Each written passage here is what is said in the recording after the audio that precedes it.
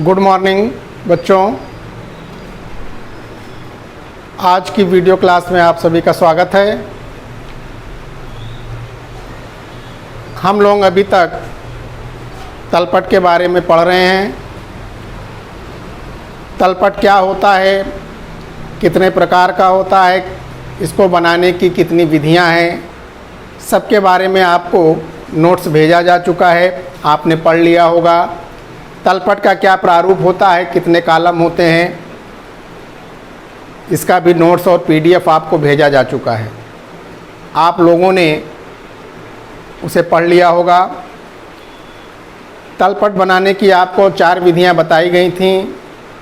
इसमें सबसे उपयुक्त विधि जो मानी गई है वो है शेष विधि द्वारा तलपट तैयार करना, और उसी के आंकिक प्रश्न भी आपकी किताब में दिए गए हैं कि शेष विधि से तलपट बनाइए।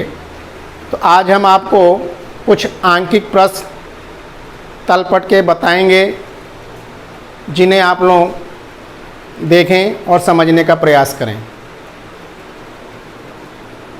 सबसे पहले आपकी किताब का क्वेश्चन नंबर 3 जो कि पेज नंबर 318 पे दिया गया है, उसे सॉल्व किया जाएगा। शेष विधि से कह रहा है तलपट बनाइए।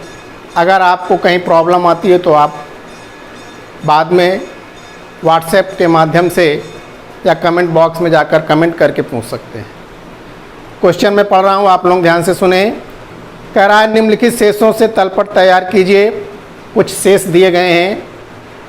क्रय खाता 76,900, विक्रय खाता 1,02,000, वेतन खाता 16,500, ह्रास कोष खाता 22,500, अदत्त व्यय खाता 3,400, अशोध ऋण खाता 900, देनदार खाता 15,300, लेनदार खाता 9,700, बैंक ऋण खाता 12,600, देय विपत्र खाता 2,800, पूंजी खाता 50,000, मशीनरी खाता 93,400।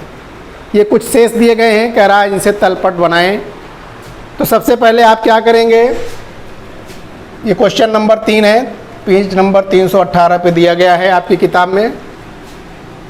ट्रायल बैलेंस का हम लोग प्रारूप बनाएंगे। कॉलम आप जानते हैं, पहला कॉलम नेम ऑफ अकाउंट्स का होता है, दूसरा column LF ledger folio number, तीसरा डेबिट बैलेंस, चौथा credit balance. Name of account में खातों के नाम लिखे जाएंगे और किस खाते का कौन सा बैलेंस होता है ये आपको बताया जा चुका है। किस खाते का डेबिट बैलेंस होता है, किस खाते का क्रेडिट बैलेंस होता है, ये आपको बताया जा चुका है। इसका आपको नोट्स भी भेजा जा चुका है। तो आपको यहाँ पर जो शेष दिए गए हैं, केवल इतना काम करना है, जो शेष दिए गए हैं उसको छांट कर डेबिट वाले शेषों को डेबिट वाले कॉलम में लिख देना है, क्रेडिट वाले शेष को क्रेडिट वाले कॉलम में लिख देना है।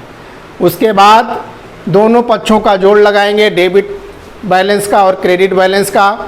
दोनों का योग यदि समान आता है तो हमारा ट्रायल बैलेंस सही है। तो आइए लगा कर देखते हैं। शेष दिए गए हैं। पहला खाता दिया गया है परचेज अकाउंट। परचेज अकाउंट का शेष सदैव डेबिट होता है, आपको बताया जा चुका है। डेबिट वाले कॉलम में लिखा जाएगा 76,900। उसके बाद है विक्रय खाता, सेल्स अकाउंट। सेल्स अकाउंट का शेष सदैव क्रेडिट बैलेंस होता है, क्रेडिट में लिखा जाएगा 1,02,000। उसके बाद दिया है salary account. Salaries account, salary account का शेष सदैव डेबिट होता है, आपको बताया जा चुका है। डेबिट बैलेंस में लिखेंगे। इसका अमाउंट दिया है 16,500।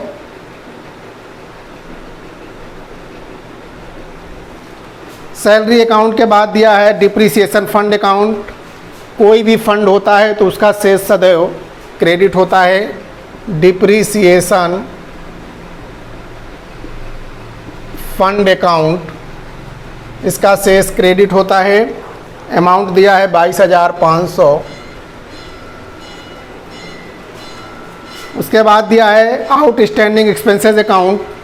आउटस्टैंडिंग एक्सपेंसेस अकाउंट का शेष भी सदैव क्रेडिट होता है। आउटस्टैंडिंग एक्सपेंसेस अकाउंट, इसका भी शेष क्रेडिट होता है। क्रेडिट साइड में 3400 लिखा जाएगा। उसके बाद दिया अशोध ऋण खाता, बैड डेप्ट अकाउंट। बैड डेप्ट अकाउंट का शेष सदैव डेबिट होता है। बैड डेप्ट अकाउंट का शेष दिया गया है 900, डेबिट में लिखा जाएगा। उसके बाद दिया है देनदार खाता, डेप्टर्स अकाउंट। डेप्टर्स अकाउंट, इसका भी सदैव डेबिट बैलेंस होता है। अमाउंट दिया है 15,300, डेबिट में लिखा जाएगा। इसके बाद दिया है क्रेडिटर्स अकाउंट, इसका भी शेष क्रेडिट शेष होता है 9,700, क्रेडिट में लिखा जाएगा। बैंक लोन अकाउंट,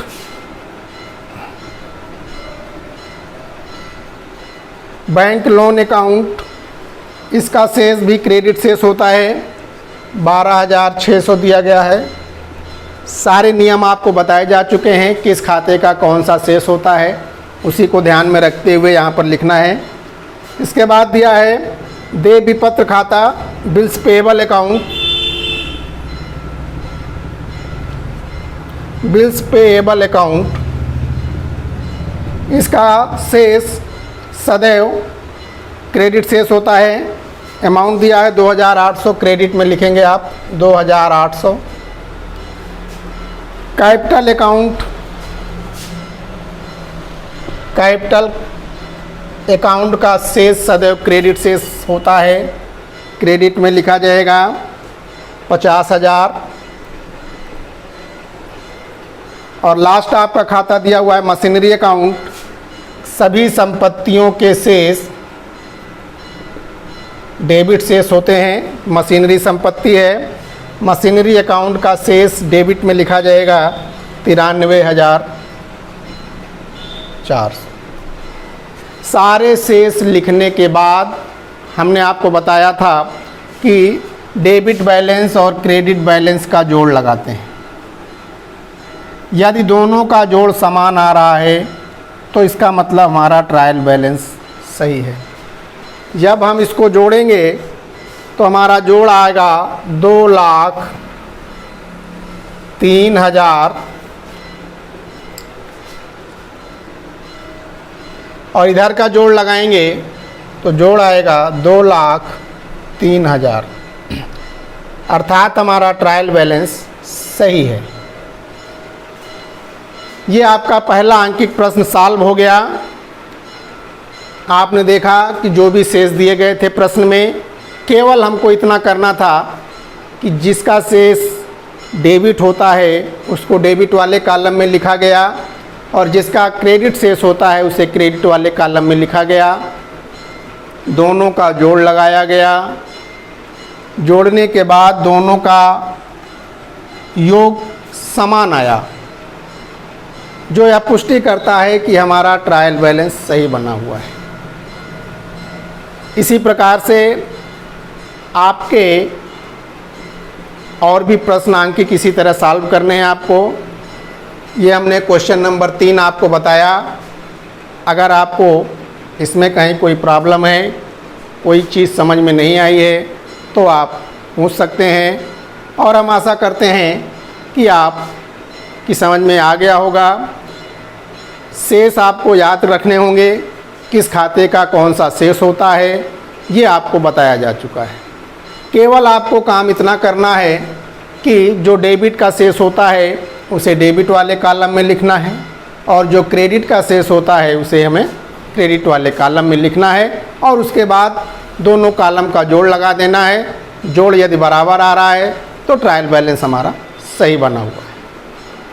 ये हमारा ट्रायल बैलेंस का पहला अंकित प्रश्न था। आगे आप क्वेश्चन 4, 5, 6 सेम इसी टाइप के हैं जो आप स्वयं लगाने का प्रयास करेंगे, लगाएंगे। अगर आपको कहीं कोई दिक्कत होती है तो आप हमसे पूछ सकते हैं, कमेंट बॉक्स में कमेंट कर सकते हैं। और अगले वीडियो में हम आपको फिर एक ट्रायल बैलेंस का ही आंकिक प्रश्न बताएंगे और आशा करते हैं कि आप भी स्वयं आंकिक प्रश्नों को हल करेंगे। जितना आप स्वयं लगाने का प्रयास करेंगे उतना ही आपको अच्छे से समझ में आएगा। तो आज के लिए इतना ही।